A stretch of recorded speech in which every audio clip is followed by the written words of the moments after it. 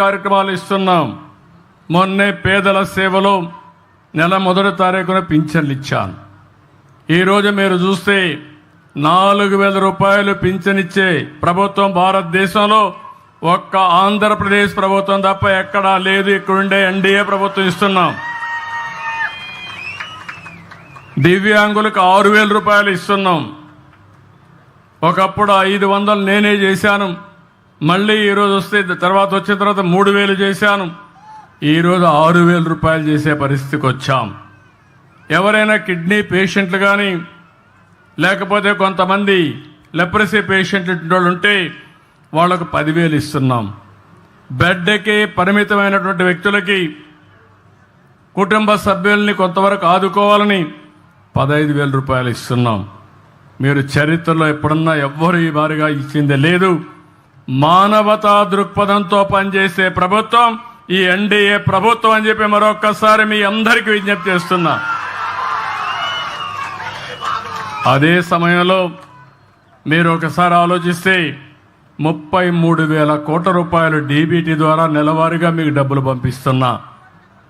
ఇవి కాకుండా అన్నా క్యాంటీన్ ఉంది. ఇది కాకుండా రేపే డిఎస్సి పెడుతున్నాం. ఇవి కాకుండా ఎస్సీలకు, ఎస్టీలకు, బీసీలకు, మైనారిటీ సోదరులకి అనేక కార్యక్రమాలని లోన్స్ ఇవ్వడం, స్వయం ఉపాధి కల్పించడం అనేక కార్యక్రమాలు చేస్తున్నాం. దీపం 2 ఇచ్చాం. రేపు మే నెలలో మళ్ళీ అందరికీ చెప్తున్నా, తల్లికి వందనం కింద ఎంతమంది పిల్లలుంటే అంతమంది పిల్లలకి ఇస్తాం. ఇప్పుడిప్పుడే జనాభా తగ్గిపోతా ఉంది. కనీసం ఒక కప్పులు ఎవరైతే భార్యాభర్త ఉన్నారో 2 పిల్లల కంటే తక్కువ కాకుండా 3 కంటే సంతోషం. కనీసం 2 ఉండాలి. లేకపోతే జనాభా తగ్గిపోతే ముసలి వాళ్ళ సంఖ్య పెరిగితే ఈరోజు అభివృద్ధి చెందిన దేశాల్లో జనాభా లేకుండా అవస్థపడే పరిస్థితికి వచ్చారు. ఆ పరిస్థితి మన దేశానికి రాకూడదు అనేది నా ఆకాంక్ష. దానికి కూడా మీ సెక్రటరీ ఏం ఎక్సర్సైజ్ చేశారో తెలియదు. ఈ ఊర్లో కలెక్టర్ గారు ఏం ఎక్సర్సైజ్ చేశారో తెలియదు. వీళ్ళు కూడా రీఓరియంట్ చేయాలి. వాళ్ళు కూడా అభివృద్ధి మాట్లాడుతున్నారు తప్ప భవిష్యత్తు గురించి ఆలోచించే పరిస్థితులు లేరు. అదే సమయంలో అన్నదాత కింద రైతుకి ఇవ్వాల్సిన డబ్బులు కూడా 20,000 రూపాయలు ఇస్తా అన్నాం. కేంద్రం 6,000 రూపాయలు ఇస్తుంది. రాష్ట్ర ప్రభుత్వం 3 విడతల్లో 14,000 రూపాయలు ఇచ్చే బాధ్యత ఈ ప్రభుత్వాన్ని. ఇది కాకుండా మత్స్యకారులకు కూడా 20,000 చొప్పున జీవనోపాధి కోసం వాళ్ళకు కూడా డబ్బులు ఇస్తాం. అయితే ఆర్థిక వ్యవస్థ చాలా ఇబ్బందికరంగా ఉంది. ఇంకా డబ్బులు లేవు. 10 లక్షల రూపాయలు అప్పు చేసి వెళ్ళిపోయారు. అప్పు ఇచ్చేవాళ్ళు కూడా కనపడడం లేదు. వడ్డీ కట్టాలి, మళ్ళా అసలు తీర్చాలి, సంపద సృష్టించాలి, ఆదాయాన్ని పెంచాలి, సంక్షేమ కార్యక్రమాలకు పెట్టాలి, మళ్ళీ మీకు అమరావతి కట్టాలి, పోలవరం కట్టాలి. అదే సమయంలో ఏవైతే నేను చెప్పానో సూపర్ 6 కూడా అమలు చేయాలి.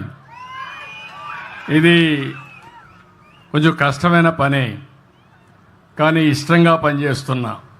కష్టమైన పని కూడా ఇష్టంగా పనిచేస్తే తప్పకుండా పరిష్కారం అవుతుంది, చేయగలుగుతామనే ధీమా నాకుందని చెప్పి కూడా నేను మీకు తెలియజేస్తున్నా.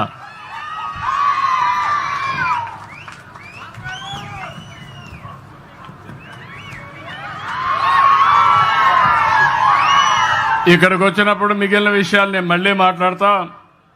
ఇక్కడికి వచ్చినప్పుడు ఈ ఊర్లో 1073 కుటుంబాలు ఉన్నాయి. నేను ఒక విషయం మీకు చెప్పాను. ఇక్కడ మార్గదర్శులు ఉన్నారు. ఇంకొక పక్క 41 బంగారు కుటుంబాలు, ఒక 5 మంది మార్గదర్శులు ఉన్నారు. వాళ్ళు మాట్లాడిస్తాను. నా ఉద్దేశం ఒకటే, ఇంటికి కావలసిన అవసరాలు తీర్చే బాధ్యత నాది.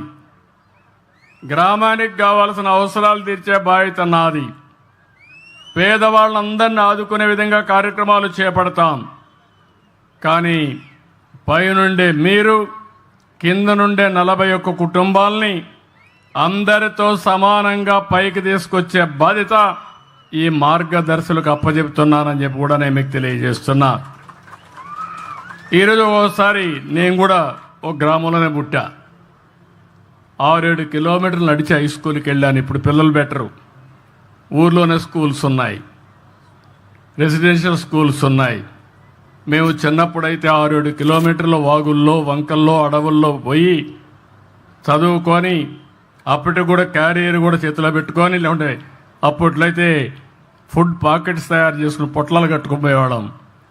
అది తినేసి, ఎందుకంటే క్యారియర్ మళ్ళీ మోయాలి మళ్ళీ తిరిగి వచ్చేటప్పుడు కూడా. కాబట్టి ఆ విధంగా చదువుకున్నాం, పైకి వచ్చాం, ఒక ఆలోచనతో ముందుకు పోయాం. అదృష్టం కలిసి వచ్చింది. ఈరోజు మీరు చూస్తే ఎవరికి దక్కని ఆంధ్ర రాష్ట్రంలో నాకు ఈ అదృష్టం కలిసి వచ్చిందంటే నా పూర్వజన్మ సుకృతంగా భావిస్తున్నా. మీకు సేవ చేసే అవకాశం రావడం. అయితే నేను ఆ రోజు కొన్ని పబ్లిక్ పాలసీస్లో మీరు ఒక్కసారి గుర్తుపెట్టుకోవాల్సింది, ఒక నాయకుడు దూరదృష్టితో ఆలోచిస్తే ఆ జాతి బాగుపడుతుంది. ఒక నాయకుడు విధ్వంసంతో అశ్వదృష్టితో ఆలోచిస్తే ఆ రాష్ట్రం సర్వనాశనం అయిపోతుంది. అందుకే నేను 25 సంవత్సరాల కంటే ముందు ఇదే మార్గ మీటింగులో చెప్పేవాడిని. ఆ రోజు 2 విషయాలు ఎక్కువ మాట్లాడేవాడిని. ఒకటి కుటుంబ నియంత్రణ అని చెప్పేవాడిని. నా మాట నమ్మారు, జనాభా నియంత్రించారు. 2 పిల్లలంటే 2 పిల్లలకే పరిమితం అయ్యారు. తర్వాత డబ్బులు వచ్చే కొందికి 2 కూడా వద్దని ఒకరికి వచ్చారు. కొంతమంది ఒక్కరు కూడా వద్దు, హ్యాపీగా ఉంటాం, double income, no kids, let us enjoy అనే పరిస్థితికి వచ్చేసారు. ఇది మరీ ప్రమాదమైన పరిస్థితి ఇది.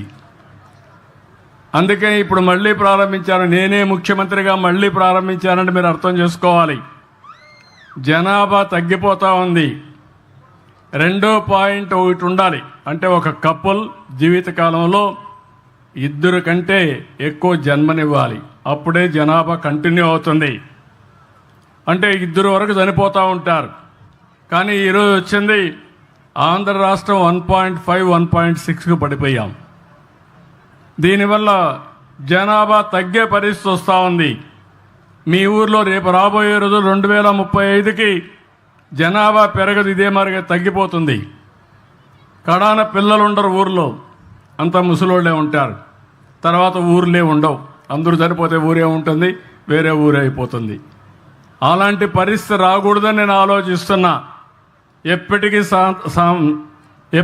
చరిత్రలో ముప్పాళ్ళ గ్రామం ఉండాలంటే మీరందరూ కూడా జనాభా నియంత్రణ చేసుకుంటే తప్ప సాధ్యం కాదని చెప్పి నేను మీకు తెలియజేస్తున్నా. ఒకప్పుడు మనం చూసేవాళ్ళం, ఎవరికైనా పిల్లలు లేకపోతే ఆ మహిళని కొంచెం చిన్న చూపు చూసేవారు, భార్యాభర్తలిద్దరిని కూడా చిన్న చూపు చూసేవాళ్ళు. అప్పుడు కంపల్సరీగా ప్రతి ఒక్కరూ హాస్పిటల్ కూడా వెళ్ళి టెస్ట్ చేసుకొని పిల్లలు కనే వరకు ప్రయత్నాలు చేసిన సందర్భాలు ఉన్నాయి. ఈ విషయాలు మీరు గుర్తుపెట్టుకోవాలి. అది మనం చేయాల్సిన బాధ్యత మన మీద ఉంది. రెండో విషయం, ఆ రోజు నేను ఐటీ గురించి మాట్లాడాను. ఈరోజు మిమ్మల్ని అందరిని చూస్తే నేను గర్వపడుతున్నా. ఎన్నో ఏళ్ళు కాదు, 25 సంవత్సరాలు కళ్ళు మూసుకుంటే అయిపోయింది. 25 సంవత్సరాలు హైదరాబాద్ని మీరు చూస్తే ఏ విధంగా ఉందో మీరు చూశారు. హైదరాబాద్ అది ఆ రోజు నేను చూపించినటువంటి చొరవ, నా విజన్ అది. తెలుగు జాతికి ఒక మహానగరం ఉండాలి, ఉపాధి కల్పించాలని ముందుకు పోయాం, చేశాం. కానీ అదే సమయంలో తెలుగు వారిని ప్రపంచం మొత్తం ప్రమోట్ చేశాం ఐటీలో. ఈరోజు అమెరికాలో కానీ ఆస్ట్రేలియాలో కానీ ప్రపంచంలో అంతా కూడా తెలుగువారే నెంబర్ 1 తలసరి ఆదాయం. అమెరికాలో ఉండే అమెరికన్స్ కాదు, ఇంగ్లాండ్లో ఉండే బ్రిటిష్ వాళ్ళు కాదు, ఏ దేశం వెళ్ళినా తెలుగు వాళ్ళే ఎక్కువ తలసరి ఆదాయం. దీంతో సమానంగా భారతీయులు ఉండే పరిస్థితికి వచ్చింది. అంటే మీరు గుర్తుపెట్టుకోవాల్సిన ఒకటే, తెలివితేటలున్నాయి. ఇప్పుడే నేను రెసిడెన్షియల్ స్కూల్స్కి వెళ్ళాను. 9 మంది పిల్లలు నూతన ఆవిష్కరణలు చూపించారు నాకు వాళ్ళు. హైడ్రాలిక్ లిఫ్ట్ ఎట్టుంటుంది, లేకపోతే మొబిలిటీ ఏ విధంగా తీసుకోవాలి, ఆటోమేటిక్ మొబిలిటీ ఎట్లా తీసుకోవాలి, అదేవిధంగా మిర్రర్ రిఫ్లెక్షన్స్ ఎట్లుంటాయి, అవన్నీ కూడా నూతనమైన ఆవిష్కరణలు చూపించారు. పిల్లలు ఏ విధంగా ఉన్నారంటే మట్టిలో పుట్టిన మాణిక్యాలు మన పిల్లలు. చదివిస్తే ప్రపంచాన్నే శాసించే పరిస్థితి, ప్రపంచానికి ఇన్నోవేషన్స్ అందించే పరిస్థితిలో మన పిల్లలు ఉన్నారు.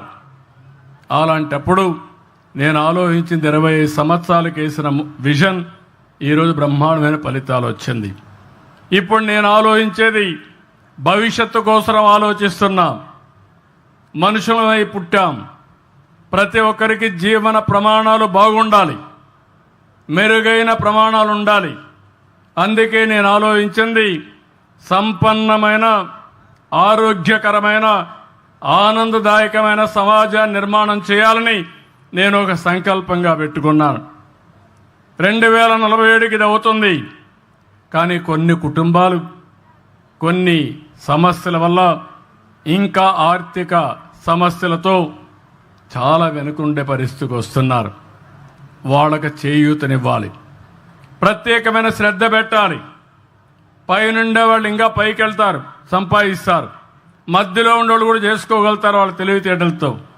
అట్టడుగున ఉండే 20% ఎవరైతే ఉన్నారో వాళ్ళకి అండగా ఉండాలని నేను నిర్ణయించుకున్నాను. అందుకే ఈరోజు ఒకటే పిలిపించాను. మొన్ననే తెలుగు ఉగాది, తెలుగు నూతన సంవత్సరం రోజున నేను ఈ కార్యక్రమానికి శ్రీకారం చుట్టాను. అందరిని రమ్మన్నాను, దేనికోసం చేస్తున్నానని చెప్పాను. ఇప్పుడు ఏ ఊరు వచ్చినా, ఏ సచివాలయం వచ్చినా ఆ సచివాలయంలో అన్నీ కూడా ఎక్కడున్నాం, ఏమి చేస్తారు. ఈ ఊర్లోకి వచ్చినప్పుడు 40 కుటుంబాలు వచ్చినప్పుడు ఇంకొక పక్కన చూస్తే ప్రతి ఒక్క కుటుంబానికి కనీస అవసరాలు అన్నీ ఇస్తాం. ఈ ఊర్లో 1073 ఇళ్లున్నాయి. ఇండ్లు లేని వాళ్ళు 64 మంది ఉన్నారు. నేను కలెక్టర్కి ఆదేశాలు ఇస్తున్నా, 64 ఇండ్లు శాంక్షన్ చేస్తాం, ఇమీడియట్ కట్టుకోమంటాం. ఇంటి జాగా లేకపోతే ల్యాండ్ ఎక్విజిషన్ చేస్తాం. ప్రతి ఒక్కరికి గ్రామీణ ప్రాంతాల్లో 3 సెంట్లు ఇవ్వాలని, టౌన్లో 2 సెంట్లు ఇవ్వాలని తెలుగుదేశం పార్టీ ఒక ఆలోచన పెట్టుకొని, అదే మరి ఎన్డీఏ ప్రభుత్వం ఒక ఆశయంతో ముందుకు పోతున్నాం. ఇంకో పక్కన టాయిలెట్లు నేనే ఆ రోజు ఆత్మ గౌరవంతో కట్టాం. ఇంకా కొంతమందికి లేవు. 1061 మందికి ఉన్నాయి, 11 మందికి లేవు. నెల 2 నెలల లోపల 3 నెలల లోపల ఈ 11 టాయిలెట్లు కట్టించే బాధ్యత కలెక్టర్కి అప్పచెబుతున్నానని చెప్పి కూడా నేను మీకు తెలియజేస్తున్నా. ట్యాప్ వాటర్ ప్రతి ఒక్క ఇంటికి నీళ్లు ఇవ్వాలని, అది కూడా అష్యూర్డ్ వాటర్ ఇవ్వాలని, రిలయబుల్ వాటర్ ఇవ్వాలని దీనికి పెట్టుకున్నాం. 850 మందికి మాత్రం ఉన్నాయి, 223 లేవు. దీనికి కూడా టైం బౌండ్ ప్రోగ్రాం పెట్టుకుని ఇమ్మీడియట్గా డబ్బులు కావాలంటే ఇమ్మీడియట్గా ఇస్తా. 100% నీళ్లు ఇచ్చే బాధ్యత, ఇంటి దగ్గర కొళాయి ద్వారా నీళ్లు ఇచ్చే బాధ్యత ఈ ప్రభుత్వం తీసుకుంటామని చెప్పి కూడా నేను మీకు తెలియజేస్తున్నా. ఇంటింటికి కరెంటు 1073 మందికి కరెంట్ ఇచ్చాం. అంతేకాకుండా ఎస్సీలకు, ఎస్టీలకు 200 యూనిట్లు ఉచితంగా కరెంట్ ఇస్తున్నాం. వాళ్ళు పేదరికంలో ఉన్నారు, కరెంటు ఛార్జీలు కట్టుకోలేదని చెప్పి ఉచితంగా ఇచ్చాను. ఈరోజు మళ్ళీ నేను ఆలోచించేది, ఈ 173 ఇండ్లున్నాయి, దీనికి ఎస్సీలందరికీ 2 కిలోవాట్లు అంటే 240 యూనిట్లు కరెంటు ఉత్పత్తి చేసుకునే విధంగా మీ ఇంటి మీదనే కరెంటు ఉత్పత్తి చేసుకోవడానికి రూఫ్ టాప్ సోలార్ ఇస్తాం. దానివల్ల మీకేంటంటే కరెంటు ఛార్జీలు కట్టే పరిస్థితి శాశ్వతంగా ఉండదు, మెయింటెనెన్స్ కూడా మీకు సంబంధం లేదు. ఒక ఏజెన్సీని పెడతాం, వాళ్లే మెయింటైన్ చేస్తారు. ఒకవేళ మీకు కరెంటు మిగిలితే తిరిగి గ్రిడ్కి ఇస్తే ₹2.09 చొప్పున మీకు డబ్బులు కూడా ఇస్తారు. రాత్రిలో కరెంటు ఉత్పత్తి కాదు కాబట్టి మీరిచ్చిన కరెంటు తిరిగి మీరు వాడుకునే అవకాశం ఉంటుంది. ఒకవేళ మీరు తక్కువ కరెంటు వాడుకుని ఎక్కువ ఉత్పత్తి చేస్తే దానికి ఎన్ని యూనిట్లు ఉంటే అన్ని యూనిట్లకి ₹2.09 చొప్పున మీ అకౌంట్లో డబ్బులు వేస్తానని చెప్పి కూడా నేను మీకు తెలియజేస్తున్నా. మీరు ₹1 కట్టక్కర్లేదు. మీ ఇంటి మీద ప్యానల్స్ పెట్టుకుంటే చాలు. రెండోది, బీసీలకు కూడా నేను ఒకటే విజ్ఞప్తి చేస్తున్నా, మీరందరూ పెట్టుకోండి. మీరు పెట్టుకుంటే 2 కిలోవాట్లకి దగ్గర 20,000 రూపాయలు అదనంగా సబ్సిడీ ఇస్తాం. ఒకవేళ మీరు 3 కిలోవాట్లు పెట్టుకుంటే 360 యూనిట్ తయారు చేసుకుంటే దగ్గర అదనంగా 78 ప్లస్ 20 98,000 రూపాయలు మీకు సబ్సిడీ ఇస్తాం. మిగిలింది మీరు పెట్టుకుంటే కరెంటు ఛార్జీలు కట్టే పని లేదు. ఒకవేళ మీరు మిగులు కరెంటు వస్తే గ్రిడ్కి ఇవ్వండి, తర్వాత మీకు తిరిగి కరెంటు కావాలంటే ఇస్తాం. అవసరమైతే అది కొనుక్కొని డబ్బులు కూడా ఇస్తామని చెప్పి నేను మీకు తెలియజేస్తున్నా.